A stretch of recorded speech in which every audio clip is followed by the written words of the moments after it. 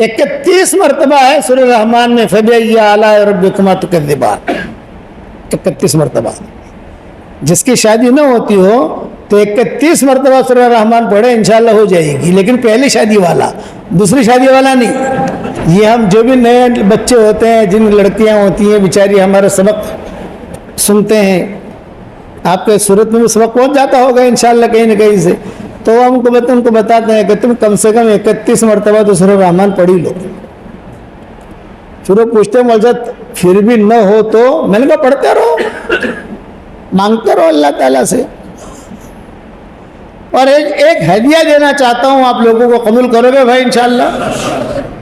یہ ہدیہ اگر آپ نے کرنا شروع کر دیا نا، انشاءاللہ آپ کی قیامت تک کے آنے والی نسلیں چمک جائے گی انشاءاللہ. بھئی آپ لوگ اپنی بیوی بچوں کے لیے پراپرٹی بناتے ہو نہیں بناتے، اتنا جواب دو.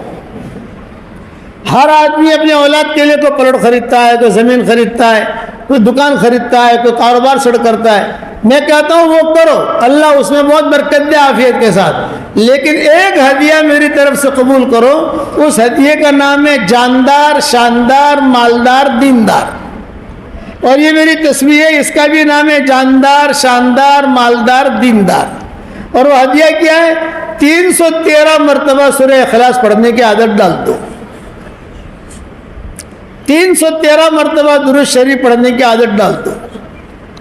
313 مرتبہ استغفار کرنے کی عادت ڈال دو. ایک ساتھ پڑھنا نہیں ہے، آہستہ آہستہ جب بھی ٹائم ملے آپ کو. درود شریف اللہم صلی علی محمد، اللہم صلی علی محمد مختصر، یہ فوراً ہو جائے گا 313 مرتبہ. اور استغفار اللہم اغفر لی، اللہم اغفر لی، نہیں تو اللہ مجھے معاف کرنا، کہ اللہ مجھے معاف کرنا، اے اللہ مجھے معاف کرنا، کہ اللہ مجھے معاف کر دے، مجھے معاف کر دے. یہ زیادہ اچھا ہے تاکہ آپ کے ذہن میں رہے میں کیا پڑھ رہا ہوں. اور سورہ اخلاص کو تو شارٹ کر سکتے نہیں ہیں. 10 مرتبہ سورہ اخلاص پڑھو تو جنت میں ایک محل تیار ہو جاتا ہے. 20 مرتبہ پڑھو تو 2 محل، 30 مرتبہ پڑھو تو 3 محل، 40 مرتبہ پڑھو 4 محل، اور 313 مرتبہ روزانہ پڑھو گے تو 31 بنگلے تیار ہو جائیں گے انشاءاللہ. اور 104 مرتبہ قرآن شریف پڑھنے کے برابر اللہ ثواب دے گا. اور کوئی انکم ٹیکس والا فون کرے گا نہیں. دنیا میں اگر آپ 2-4 پراپرٹیاں لے لو تو انکم ٹیکس والے حساب کتاب لینے آتے نہیں آتے. اللہ مجھے پہل کیا تھی لاوی آتے میں ذرا حساب کتاب آپ. اور الیکٹرک کا بل بھی نہیں بھرنا، مینٹیننس بھی فری، فرشتے مینٹیننس کریں گے. اور روزانہ 31 بنگلے تیار کرو. صورت والوں دنیا میں پراپرٹی بہت بنائی ہے آپ نے، اب جنت میں پراپرٹی بنا. میرے والد صاحب رحمۃ اللہ علیہ مجھے کہتے تھے بیٹا یونس، ایسے ہی اس کی اسٹائل ہوتی تھی، بیٹا یونس رات کو اگر نیند نہ آوے نا تو 5-6 بنگلے بنا دینے کے، تو بنگلے بھی بن جائیں گے اور نیند بھی آ جائے گی انشاءاللہ. کون کون کرے گا انشاءاللہ یہ؟ ہاں، اس کا فائدہ کیا ہوگا بتاؤں؟ بنگلے تو ملیں گے ہی ملیں گے. درود شریف کے جو فضائل ہیں وہ تو ہیں، استغفار کے جو فضائل ہیں وہ ہیں، لیکن بعض علماء نے لکھا ہے کہ اگر کسی نے یہ عادت ڈال دی تو امید ہے کہ انشاءاللہ ان کے قیامت تک کے آنے والی نسلوں کے اندر کوئی بھکاری نہیں رہے گا. روزے کے دروازے سب کے لیے اللہ کھول دے گا اور کوئی بے دین نہیں رہے گا. اس لیے اس کے بعد دعائیں بہت قبول ہوتی ہیں. اور بڑے ہمارے تجربے ہیں کہ اس کے بعد اب تو لوگوں نے شروع کر دیا. پہلے میں 100 مرتبہ پڑھواتا تھا تو لوگوں نے مجھے کہا مول صاحب پہلے تو ہو وقت کہتا تھا انا وہ بھاؤ ودھی جو. میں نے کہا بھائی تو نے تارا فلیٹ راشا چتلا راشا تھا تو نے 50 لاکھ میں اترشی بھاؤ سے 2 کروڑ تارا فلیٹ نا بھاؤ ودھی جو تو ہمارا بھاؤ نہیں ہوتے بھائی. بھائی تیرے فلیٹ کا بھاؤ بڑھ گیا تو ہمارا بھاؤ نہیں بڑھے گا. ابھی 313 ہے، پھر آگے 1-2 سال کے بعد اور بڑھے گا. اپنے کو تو جتنا بڑھا کے لوگوں کو دو کرو گے انشاءاللہ. اب یہ میری تصویر جاندار، شاندار، مالدار، دیندار ہمارے امام صاحب کو دے رہا ہوں، مسجد کے امام صاحب کو. اور ایک تشکیل کرتا ہوں، ہر آدمی یہ نیت کرے کہ مجھے دعوت و تبلیغ کا کام کرنا ہے کو انشاءاللہ، لیکن ایک شرط کے ساتھ صفات کے ساتھ کرنا ہے. صفات اللہ کے لیے کرنا ہے، خالی گھوم پھر کے نہیں آنا. ایک جگہ میں بیٹھا ہوا تھا تو 2 لڑکے باتیں کر رہے تھے.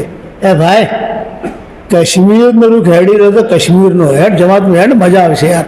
કાશ્મીર જોઈ લેવું અને ફરી લેવું અને આ ઘરનું બધા ટંટન જે છે ને એ બી ખતમ થઈ જાય, બધું ફ્રેશ થઈને આવશું. कश्मीर का रुख मिल रहा है तो उसने कहा मेरी बहन की शादी है. अरे तेरी बहन की शादी बाद में कर लेना यार, ऐसा रुका मिलेगा, वहाँ इस्तकबाल भी बहुत है, ये है वो है वो. तो मैंने उनसे कहा आप जो जा रहे हो ना जमात में, ये अल्लाह के रास्ते में नहीं जा रहे हो, पिकनिक करने जा रहे हो, उसको कोई फायदा नहीं. भाई दावत का काम करो, अल्लाह के लिए करो, मोहब्बतों के साथ करो. मौलाना सईद खां साहब रहमतुल्लाह अलैह ने हमारी जमात रवाना की 1977 में. 1.5 साल की जमात थी हमारी, 1.5 साल की. हम 5 आदमी थे, उसमें से 2 का इंतकाल हो गया, 3 जिंदा हैं हम. एक मैं एक दूसरे साथी, 3 अभी हम जिंदा हैं. तो हज़रत जी रहमतुल्लाह अलैह ने फरमाया भाई मौलवी यूनुस की जमात जो है 1.5 साल की जा रही है, तो उनके सामने रवानगी की बात करनी चाहिए. कौन करे? तो मौलाना सईद खां साहब करे. भाई मौलवी उमर का बेटा जा रहा है, हम सब बैठेंगे रवानगी की बात में. हजरत जी बैठेंगे, हमारे अब्बा भी बैठेंगे, हाजी अब्दुल्ला भी बैठेंगे, सब बैठेंगे और मौलाना सईद खां साहब बात करेंगे रवानगी की. मौलाना सईद खां साहब आए, दाहिनी तरफ हजरत जी बैठे, बाईं तरफ मेरे वाले सब बैठे अपनी थैली लेकर, बाकी साथी सब बैठे. मौलाना सईद खां साहब ने रवानगी की बात शुरू की. 1 मिनट की, 1.5 मिनट की, आधे घंटे की नहीं, 1 घंटे की नहीं. क्या कहा मौलाना सईद खां साहब रहमतुल्लाह अलैह ने? भाई आपकी जब नाक में बोलते थे वो, भाई आपकी जमात अल्लाह के रास्ते में 1.5 साल के लिए जा रही है. खूब खाइयो, खूब पियो और खूब सोइयो. ये 3 बातें कही. खूब खाइयो, खूब पियो, खूब सोइयो, मगर एक काम मत करना. तो बार बार उसे दोहरा रहे थे, खूब खाना, खूब पीना, खूब सोना, मगर एक काम मत करना. तो हजरत जी ने कहा कौन सा काम नहीं करना है? आवाज भारी थी हजरत जी की. कौन सा काम नहीं करना है? तो मौलाना सईद खां साहब ने कहा खूब खाइयो, खूब पियो, खूब सोइयो, मगर आपस में लड़ियो मत. अगर अल्लाह के रास्ते में जाकर तुम्हारे दिलों में तफरका हुआ और आपस में लड़ाई की तो तुम लड़ाई फैला कराओगे, और मोहब्बतों के साथ रहे तो मोहब्बतें फैला कराओगे. इस पर हजरत जी ने कहा बिल्कुल सही कहा. तो सिफात के साथ आदमी काम करेगा, वो कभी महरूम नहीं होगा. याद रखना कि सिफात के साथ काम करेगा. जहन्नम में सबसे पहले मुशरिक नहीं जाएगा, जहन्नम में सबसे पहले यहूदी नहीं जाएगा, जहन्नम में सबसे पहले नसारा नहीं जाएंगे. तो जहन्नम में सबसे पहले कौन जाएगा?